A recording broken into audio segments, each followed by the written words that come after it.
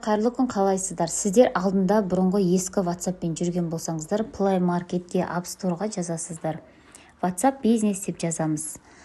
WhatsApp бизнес міндетті түрде.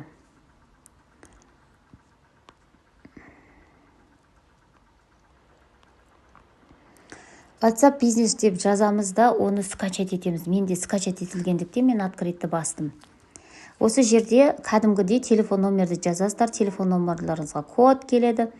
Кодты теріп регистрация жасаймыз. Регистрация жасап болғаннан кейін TikTok-қа қалай ссылка қоям деп жатсыздар. Менде iPhone болғандықтан астында инструмент еді басам. Егер де сіздерде жай телефон болса, жоғарыдағы 3 точканы басасыздар. Инструмент для бизнес дегенді басып, осы жерді қарасаңыздар, короткая ссылка деген тұрады. Короткая ссылканы копировать етіп аламын. TikTok-қа барамын. TikTok-қа барып, профилді басам. Профилді бассам, осы жерде изменить профиль тұрады. Осы жердегі веб-сайт деген жерді басып, мына жерге мен WhatsApp ссылкамды қойып қоям.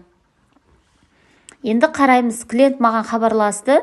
Мына жерде тұрған ссылканы басады, автомат менің WhatsApp-ыма түсетін болады. TikTok-тың ережесі бойынша профильге телефон номер жазуға болмайды. Дәл қазір осыны жасаңыздар.